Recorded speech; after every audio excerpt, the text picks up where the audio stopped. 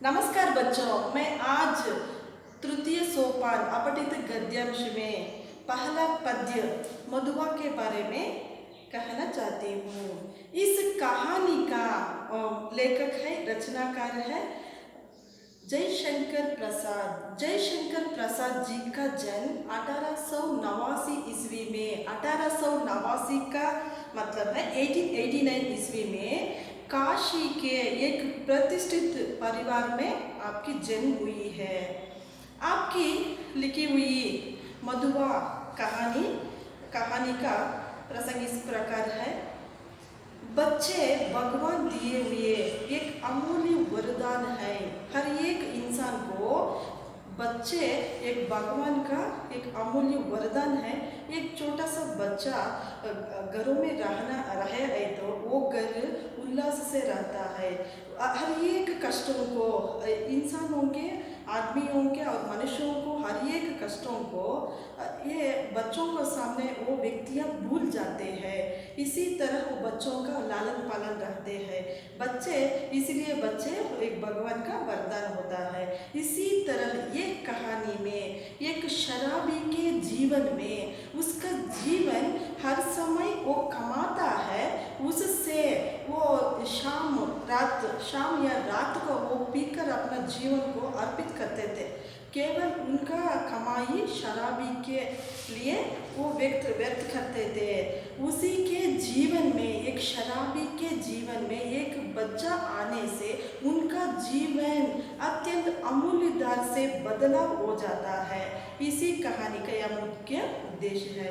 इस कहानी का मुख्य पात्र इस प्रकार है। पहला है ठाकुर सरदार सिंह है, और दूसरा है एक शराबी है, और तीसरा पात्र है एक बालक मधुआ है, और चौथा पात्र है ठाकुर सिंह का जमादार लल्लू है, और पांचवा पात्र है राम जी है। इस कहानी का शुरुआत इस प्रकार है। आज 7 दिन हो गए, पीने को कौन कहे जुआ तक नहीं, आज 7वें दिन है सरकार। ये ठाकुर सिंह और शराबी के बीच में बातचीत करते हैं। इस कहानी का शुरुआत में एक शराबी ने ठाकुर सिंह से बातचीत कर रहे हैं। वो क्या कर रहा है? ठाकुर साहब जी, मैंने 7 दिन से एक ड्रॉप शराब भी नहीं पिया हूँ, तुम झूठे हो। तब ठाकुर सिंह कहते हैं, तुम झूठ कहते हो, अभी तो तुम्हारे कपड़ों से महंग आ रही है। तुम्हारा बात झूठी है, लेकिन तुम्हारे कपड़ों में ये शराबी का स्मेल, महंग का अर्थ है स्मेल आ रहा है। वह तो कई दिन हुई, 7 दिन से ऊपर कई दिन हुए अंधेरे में बोतल उंडेलने लगा था। कपड़े पर गिर जाने से नशा भी ना आया, और आपको कहने का क्या कहूँ, सच मानिए 7 दिन, ठीक 7 दिन से एक बूंद भी नहीं। तब शराबी बोलता है, साहब जी, मैंने रात के समय में वो शराबी बोतल उंडेलने से मेरे कपड़े पूरे या ऐसे बदबू आ रहा है, इसलिए मैं नहीं पिया हूँ। ठाकुर सरदार सिंह हंसते लगे। लखनऊ में लड़का पढ़ता था। ठाकुर सिंह का लड़का कहाँ पढ़ता था? ये 1 मार्क का क्वेश्चन में तुम्हें पूछा जा सकता है। ठाकुर सरदार सिंह का बेटा कहाँ पढ़ता था? लखनऊ में पढ़ता था। किसका पुत्र लखनऊ में पढ़ता था? ठाकुर साहब का पुत्र लखनऊ में पढ़ता था। ठाकुर साहब भी कभी कभी वहीं आ जाते थे। उनके कहानी सुनने का चस्का था। खोजने पर यही शराबी मिला। वह रात को, दोपहर में, कभी भी सवेरे भी आ जाता था। अपनी लच्छेदार कहानी सुनकर ठाकुर को मनी विनोद करता था। वो क्या करता था? लखनऊ अक्सर उन्होंने, ठाकुर सिंह ने अक्सर अपने बेटे को देखने के लिए लखनऊ जाते थे। इसीलिए ठाकुर सिंह का स्वभाव क्या है? कहानियाँ सुनना एक शौक है। इसीलिए शराबी का भी कहानी सुनाने का भी थे, इसीलिए उन्होंने शराबी ठाकुर आने के विषय को मानकर उन्होंने वो मिलने से जाते थे। किससे मिलने जाते थे? ठाकुर सिंह को मिलने जाते थे। और बाद में उन्होंने उनको ठाकुर सिंह को अच्छे अच्छे एक लच्छेदार मीन्स मज़ेदार कहानियों को सुनाते थे। एक एक दिन रात जाते थे, एक एक दिन सुबह जाते थे, एक एक दिन आफ्टरनून को जाते थे। ऐसे हर समय भी वो जाकर उनसे मिलकर वो कहानियाँ सुनाते थे। ठाकुर ने हंसते हुए कहा, तो आज पियोगे ना? ठाकुर कहता है, वो आज तो तुम पीते हो ना, झूठ कैसे कहूँ, आज तो जितना मिलेगा सब पीऊँगा। 7 दिन छने छबेने पर बिताए हैं किसी लिए। उन्होंने कहते हैं 7 दिन से मैंने छने छबाकर समय को बीता है, आज तुमने कितने दे सकते हो उतना ही मैं पीऊँगा। अद्भुत, 7 दिन पेट काट कर आज अच्छा भोजन ना करके तुम ही पीने की सूझी है। वो कहता है 7 दिन से तुम्हें नहीं अच्छी तरह नहीं खाया है, आज के पैसों से तुम्हें अच्छे खाकर अच्छे पीते हो। सरकार मौज बाहर की ये घड़ी एक लंबे दुखपूर्ण जीवन से अच्छी है। उसी कुम्हारी में रखे दिन काट लिए जा सकते हैं। उन्होंने अच्छा आज दिन भर तुमने क्या क्या किया है? उन्होंने कहते हैं मेरा दुख दर्द को मैं भूलने के लिए मैं शराबी को पीता हूँ।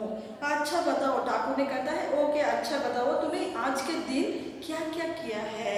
मैंने अच्छा सुनिए, सवेरे कोहरा पड़ता था। कोहरा का मतलब स्नो, कोल्ड सीजन था, उस समय स्नो पड़ता था। मेरे धुआं से कंबल सा वह भी सूर्य के चारों ओर लिपटा था। मेरे कंबल में सूर्य का ताप चारों तरफ से लिपट कर पड़ता था। हम दोनों मुंह छिपाने पड़े थे, वो कंबल से हमें मुंह छिपाकर सोते थे। ठाकुर साहब ने हंसकर कहा, अच्छा तो इस मुंह छिपाने का कोई कारण, तुम्हें मुंह छिपाकर सोने का कोई कारण है? 7 दिन से एक बूंद भी गले ना उतरी थी, भला मैं कैसे मुंह दिखा सकता था? और जब 12 बजे धूप निकली तो फिर लाचारी थी। उठा हाथ मुंह धोने में, जो दुख हुआ सरकार वह क्या कहने बात है, पास में पैसे बचे थे। चना चबाने से दांत भाग रहे थे, कटकटी लग रही थी। पराठे वाले यहाँ पहुंचा, धीरे धीरे खाता या राह और अपने को सेंकता भी रहा। उन्होंने कहता है 12 बजे हो गई, आफ्टरनून 12 o'clock हो गया है, लेकिन उठने के लिए लेजी है। मन में वो लाचारी का मतलब है आलस है, उठने को नहीं पा रहा है। इसीलिए उन्होंने उठकर 12 बजे के बाद मुश्किल से उठकर हाथ मुंह धोकर वो क्या करता है, रोटियां खाने के लिए रोटियां वाले के पास दुकान पर वो जाता है। रोटियां वाले गरम गरम पकाकर उसे खिला रहा है, किसी शराबी को। और फिर गोमती किनारे चले गए। बाद में मैंने खाकर गोमती और नदी के किनारे को चले गए। कौन? शराबी। और घूमते घूमते अंधेरा हो गया। ऐसा ही आज के दिन मैंने ऐसा इधर उधर घूमकर शाम हो गया। बूंदे पड़ने लगी, बारिश का बूंदे पड़ने के बाद तब का ही वाक्य आपके पास आ गया। बूंद गिरने के समय के बाद मैंने वहाँ से भागकर यहाँ आ गया। मीन्स ठाकुर साहब तुम्हारे पास में आ गया।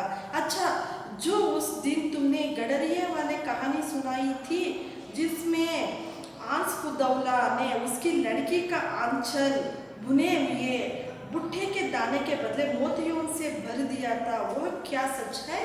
वो कहता है आज के दिन एक कहानी तुम्हें सुनाया है ना, वो आसफुदा दौल ने अपनी लड़की को, उनकी लड़की को खाने के एक भुट्टे के दान के बदले में, इस मक्के के दान के, मैस के दान के बदले में उन्होंने क्या देता है, मोतियाँ देता है उनकी लड़की के लिए। वो तो सच है, वो कहानी सच। अरे वह गरीब लड़की भूख से उसे चबाकर थू थू करने लगी, रोने लगी। ऐसे निर्दयी दिल्लगी बड़े लोग कर ही बैठते हैं। सुना है श्री रामचंद्र ने भी हनुमान से ऐसा ही किया है। वो कहता है शराबी ने, देखो सब ये अमीर लोगों ने किस तरह करते हैं ना, इसी तरह श्री रामचंद्र ने भी हनुमान जी से ऐसा एक बार किया था। ठाकुर साहब वो टठाकर हंसने लगे, पेट काट कर हंसते हंसते लौट गए। सांस बटोरते हुए संभाल कर बोले, और भड़प्पन कहते किसे है? कंगाल तो कंगाल है, गधी लड़की, भला उसने कभी मोती देखे थे? चबाने लगी होगी। मैं सच कहता हूँ, आज तक तुमने जितनी कहानियाँ सुनाई सबसे बड़ी टीस है। शहजादों के टुकड़े, रंग महलों की अभागिनी बेगमों के निष्फल प्रेम, करुणा तथा पीड़ा से भरी हुई कहानियाँ ही तुम्हें आती है, पर ऐसा हंसाने वाली कहानी और सुनाओ तो मैं अपने सामने ही बढ़िया शराब पिला सकता हूँ। ये तो बहुत मज़ेदार कहानी है, तुम्हें बहुत दुख भरत ऐसा कहानियाँ तुम्हें कहते सुना देते, लेकिन ये बहुत अच्छा कहानी है, इस तरह कहानी को तुम्हें सुनाओ। सरकार बूढ़ों से सुने हुए वे नवाबी, वो कहते हैं हमारे दादा बूढ़ों से सुने हुए, यह कहानी का नाम इस प्रकार है। नवाब सोने के दिन, अमीरों की रंगरेलियाँ और दुखियों की दर्द भरी आहें, और रंग महलों में घुट घुट कर मरने वाली बेगमें अपने आप सिर में चक्कर काटती है। मैं उन्हीं पीड़ा से रोने लगता हूँ, और अमीर कंगाल हो जाते हैं, बड़े बड़ों के घमंड चूर होकर धूल में मिल जाते हैं। तब भी दुनिया बड़ी पागल है, मैं उसके पागलपन को भुलाने के लिए शराबी पीना लगता हूँ। सरकार नहीं तो यह बुरी भला कौन अपने गले लगाता है? वो कहता है हमारे दादा बूढ़ों से सुनी हुई अनेक कहानियाँ सुनकर मेरा मन में तो जो दुख दर्द होता है, ऐसा ही हमारा दुनिया में रहता है। ऐसे सोच में मैंने डेली प्रतिदिन में पी रहा हूँ। ठाकुर साहब ऊँघने लगे, उसका नींद आ गए होंगे, इसीलिए ठाकुर साहब ने ऊँघने लगे। अंगीठी में कोयला दहक रहा था, एक आग के ऊपर कोयला को दहक रहे थे। शराबी सरदार सर्दी के टिटू झा रहा था, शराबी को बहुत ठंडी लगता था, वह हाथ सेंकते लगा, एक हाथ से एक हाथ को पॉलिश करने लगा। सहसा नींद में चौंक कर ठाकुर साहब ने कहा, नींद से जाग कर ठाकुर साहब कहता है, अच्छा जाओ, मुझे नींद लग रही है, वह देखो 1 रुपया पड़ा है, उठा ले, लल्लू को बेचते जाओ। वो कहता है मुझे नींद आ रहा है, तुम्हारे कहानियों को बंद कर, स्टॉप करके तुम्हें 1 रुपया वहाँ पड़ा है, वो लेकर तुम्हें यहाँ से जाओ, जाते समय तुम्हें लल्लू को भेजो। लल्लू कौन है यहाँ? उनका जमादार है, ठाकुर सिंह का जमादार है। और शराबी रुपया उठाकर धीरे से सिसका, वो 1 रुपये को उठाकर वहाँ से चल पड़ता है, धीरे से चल पड़ता है। लल्लू था ठाकुर साहब का जमादार है। लल्लू कौन है? ठाकुर साहब का जमादार। और उसे खोजते हुए जब वह फाटक पर भागन वाली कोठरी के पास पहुंचा, वो फाटक के पास रहने वाले एक छोटे कमरे के पास हो जाता है, उसे सुकुमार कंठ से सिसकने का शब्द सुनाई पड़ा।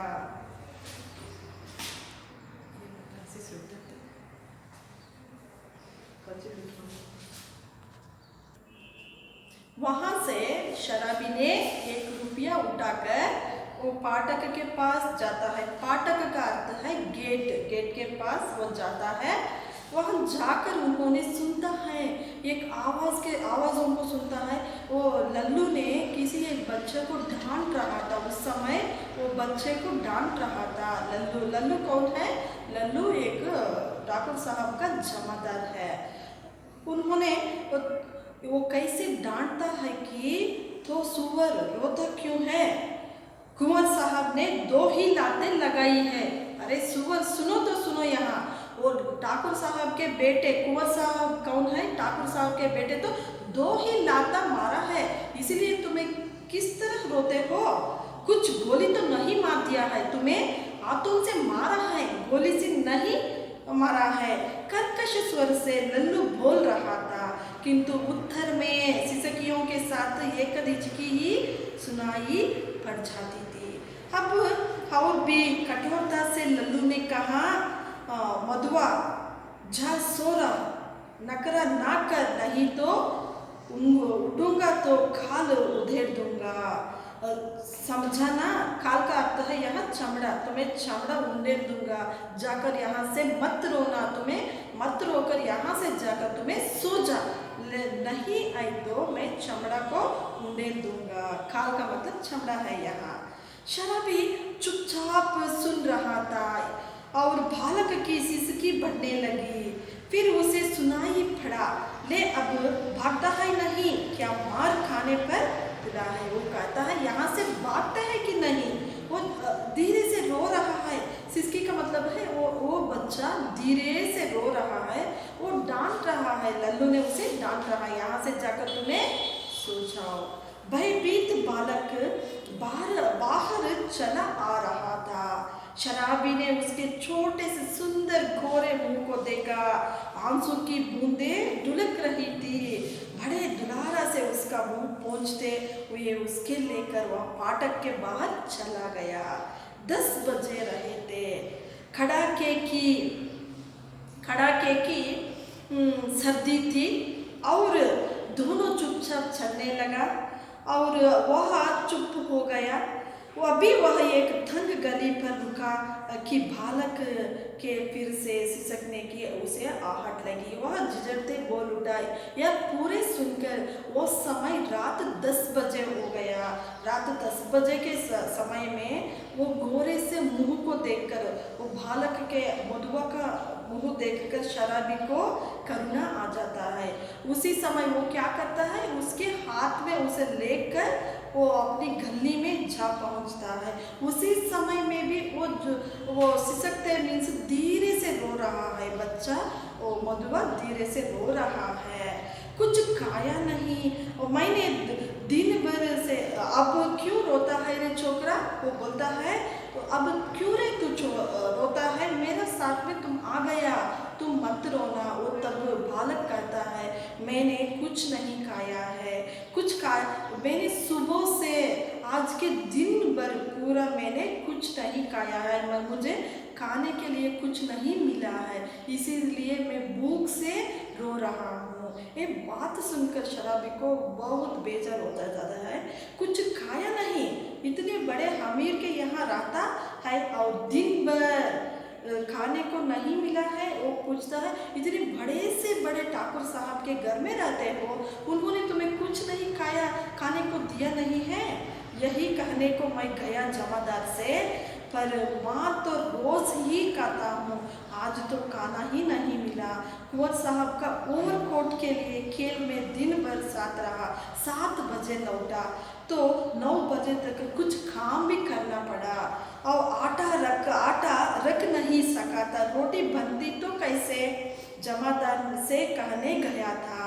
भूख की बात कहते कहते बालक के ऊपर उसकी दीनता और भूख ने एक साथ ही जैसे आक्रमण कर दिया। वह फिर हिचकने लेने लगा। वो कहता है, मैंने आज पूरे के पूरे दिन ठाकुर साहब के बेटे कुंवर साहब के ओवरकोट का खेल में मुझे साथ लिया था, इसीलिए मैं शाम 7 बजे तक मैंने कुंवर साहब के साथ रहा। 7 बजे से 9 बजे तक अभी कुछ काम करना पड़ा। वो काम करने के बाद मैंने रोटियों को देखता हूँ, रोटियों को आटा नहीं है। ये कहने के लिए मैं जमादार से गया था, लेकिन मेरे बात वो मत सुनी है। मेरे तो डेली से दिन भर में मुझको मारा खानी पड़ती है। वो मुझे मारे खाने के साथ आज रोटी भी नहीं मिला है। शराबी उसका हाथ पकड़कर घसीटता हुआ गली में ले चला। एक गंदी कोठरी का दरवाजा ढकेल कर बालक को लिए हुए एक भीतर पहुंचा। उन्होंने हाथ पकड़कर एक गंदी गली में एक कोठरी के पास जाता है। वो कोठरी के अंदर शराबी जाता है। टटोलते हुए सलाई से मिट्टी की डिबरी जलाकर वहाँ फटे कंबल से नीचे कुछ खोजने लगा। वो अंदर जाते हैं, डिबरी मिट्टी की डिबरी का है तो एक दीप को जलाता है। घर में जाकर एक दीप जलाकर उन्होंने किसी वस्तु को खोज रहे थे। कहाँ?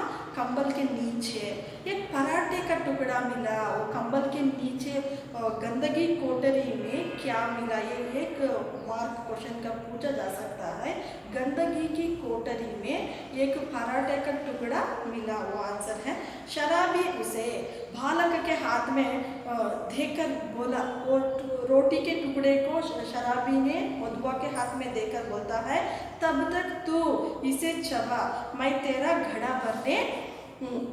बड़ा घड़ा भरने के लिए कुछ और ले जाऊं। ये कहता है तुम्हें मैं बाहर जाकर आने तक ये रोटियों को खाकर तुम्हें घर में रहो, मैं तुम्हें पेट भरने के लिए कुछ गरम पका के ले आता हूँ। सुनता है छोकरे, मेरा बातों तो तुम्हें सुन रहा है ना, रोना मत, रोएगा तो खूब पीटूंगा तुम्हें। अब भी मेरे घर में रोया तो मैं अभी तुम्हें मार डालता हूँ। मुझसे रोने का बड़ा बैर है, मुझे रोने का ही तो बहुत दुखी है। पाजी कहेगा मुझे भी रुलाने का, तुम्हें भी रोकर मुझे भी रुलाने को, रोने का बंद करो। शराबी गली के बाहर भागा। ऐसा पूरे कहकर शराबी ने वो घर से बाहर निकलता है। उसके हाथ में 1 रुपया था, वो ठाकुर साहब ने दिए हुए 1 रुपया उनके हाथ में थे। 12 आने का एक देशी अद्दा उन्होंने यूज़ करते हैं ना, एक ऑफ को ये लेता है और 2 आने की चाय, 2 आने को देकर एक चाय को लेता है, 2 आने की पकौड़ियाँ लेते हैं। नहीं आलू मटर अच्छा ना सही, 4 आने का मांस ही ले लूँगा। पर यह चुकरा इसका गड़ा जो बनना है ना, ये सोचकर ऐसा जा रहा है, बाद में वो लड़का का भी याद आ जाता है। यह कितना खाएगा और क्या खाएगा, और वो आज तक तो कभी मैंने दूसरों के खाने का सोच विचार किया ही नहीं, तो क्या ले चलूँ, पहले एक हद्दा ही ले लूँ। इतने सोचते सोचते उसकी आँख के बिजली के प्रकाश की झलक पड़ी और उसने अपने को मिठाई की दुकान पर खड़ा पाया। ऐसा सोच रहा है मन में, सोचकर शराबी के दुकान से मिठाई की दुकान की ओर चल पड़ा। वह शराबी का अद्दा लेना भूल कर मिठाई पूरी खरीदने लगा, नमकीन लेने भी ना भूला। पूरा 1 रुपये का सामान लेकर वहाँ दुकान से हटा और जल्द पहुँचने के लिए एक तरह से दौड़ने लगा। अपनी कोठरी में पहुंचकर उसने दोनों की पांत बालक के सामने सजा दी। उसकी सुगंध से बालक के गले में एक तरावट पहुंची, वह मुस्कुराने लगा। वो कहता है वो उसी के लिए ये आधा शराबी और ऐसा सोचकर वो दुकान के सामने खड़ा होता है, लेकिन उनका मन परिवर्तन होकर एक मिठाई के ओर चल पड़ता है।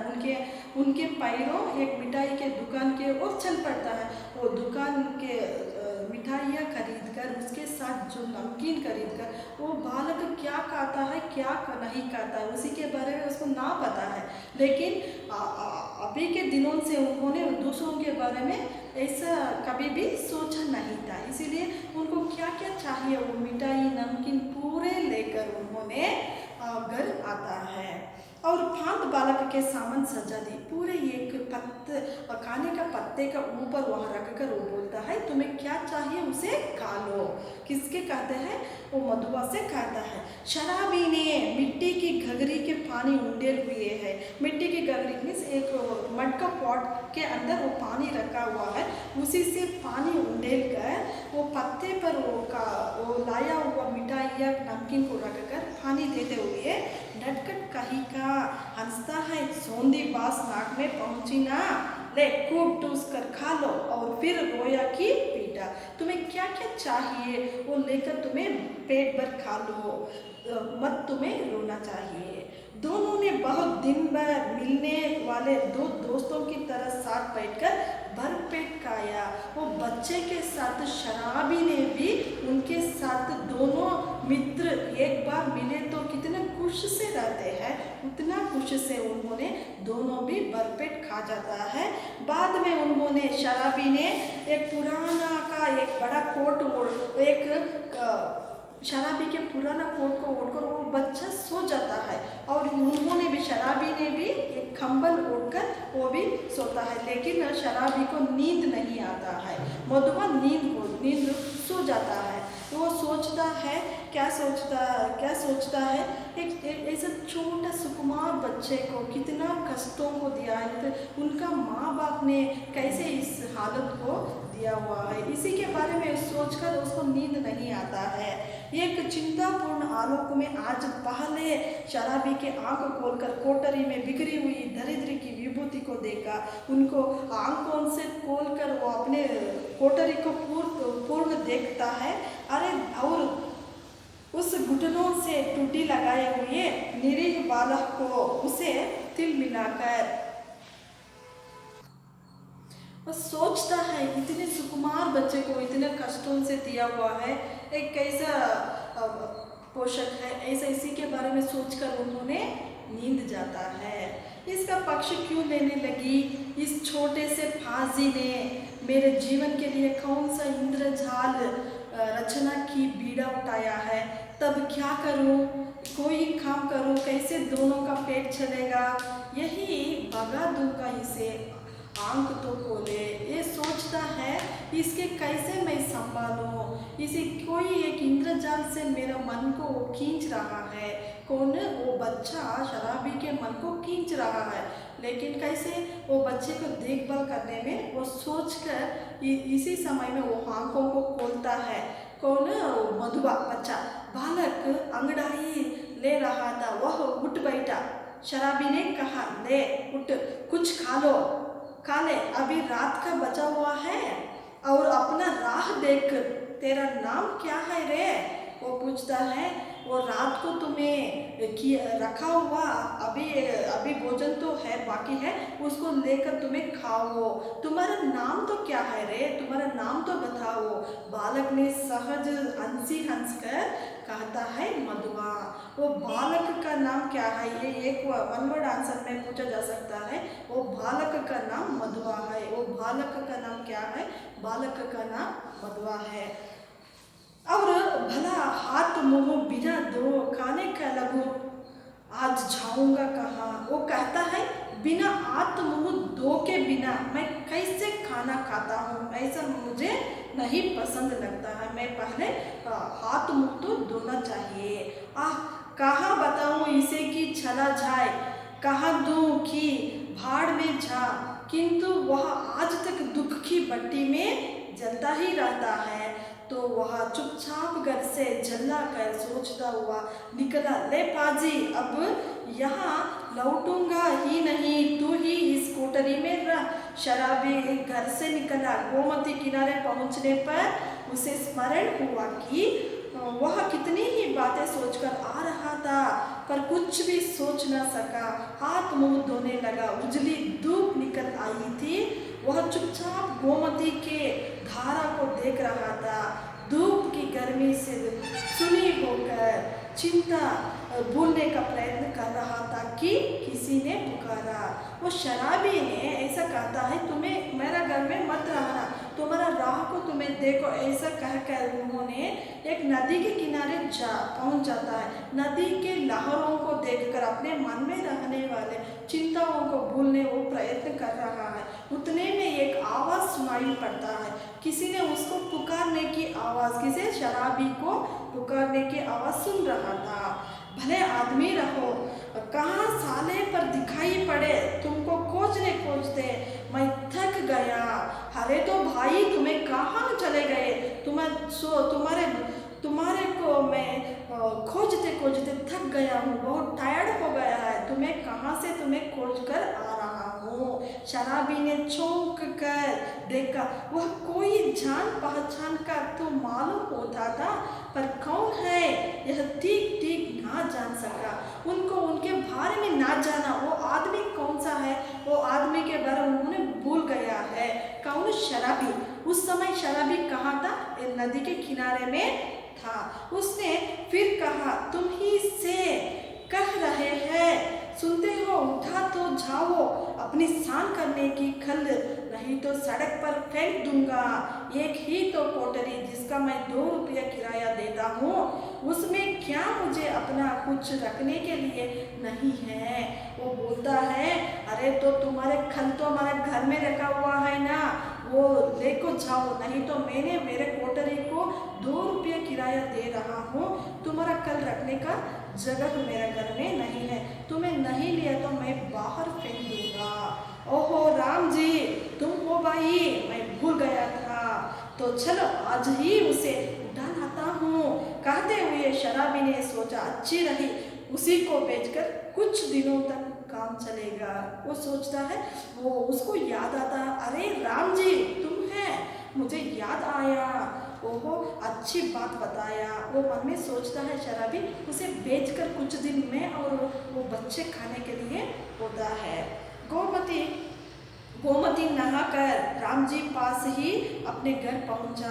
शराबी की खल देते हुए उसने कहा, ले जाओ, किसी तरह मेरे इसे पिंडा चलो, इसे किसी के तरह इसे तुम्हारे मेरे घर से लेकर जाओ।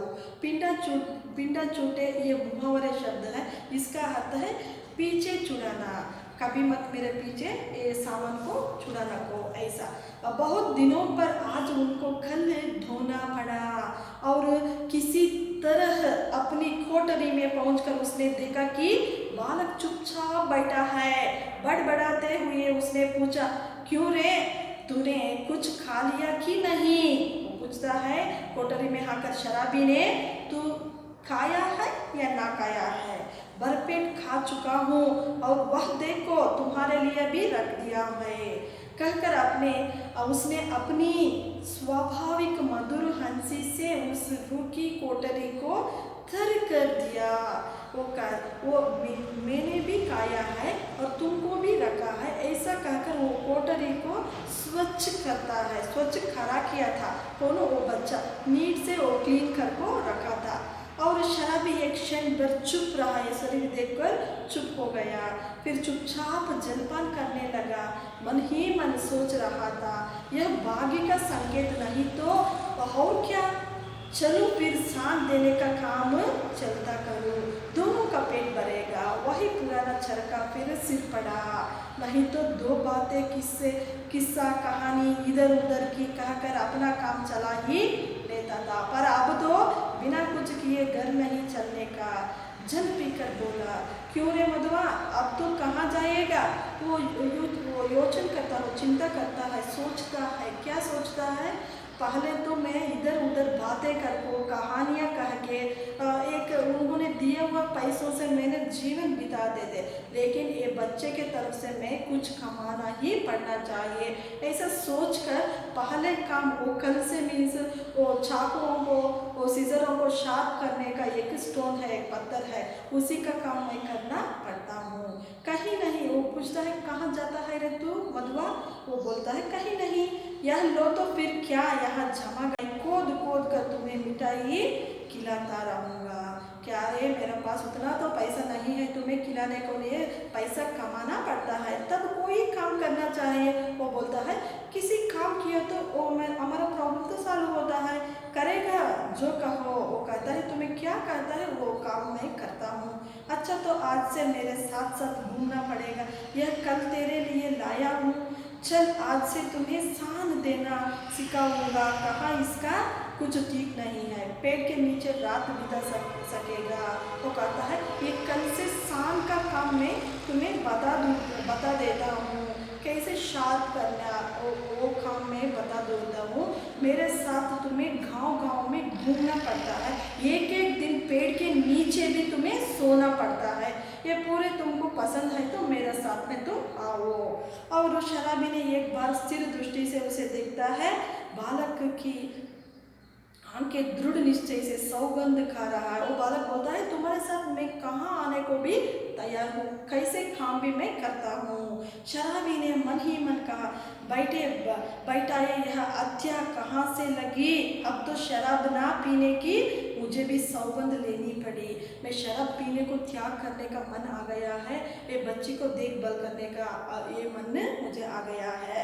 वह साथ ले जाने वाले वस्तुओं को बटोरने लगा। एक गट्टर और एक दूसरा कल का दो बोझ हुए। एक गट्टर में एक गटरी को बांधता है और एक कल को रखता है। दोनों में से शराबी ने पूछा, तू किसे उठाएगा रे? तो तुम्हारे हाथ में कौन सी उठाने का होता है? जिसे कहो।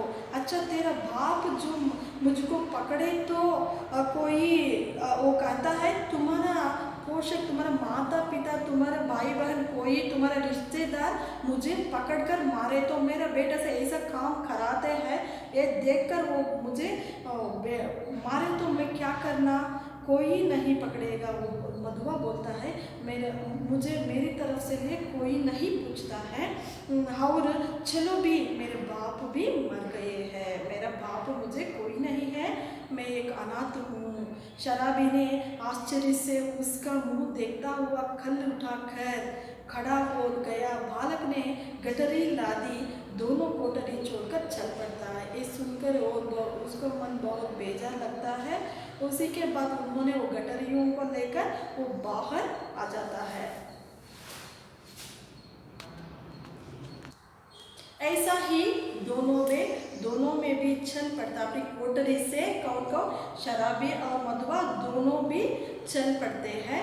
और उन्होंने ऐसा ही एक बच्चे शराबी के जीवन में आने के बाद वो शराबी का जीवन ही बदल जाए हैं। इसी तरह बच्चे, एक घर में एक बच्चे रहे तो वो परिवार सुखी संतोष से रहता है। इसी का उदाहरण ये शराबी का जीवन है। बच्चों, मैं आज की क्लास समाप्त करती हूँ। धन्यवाद।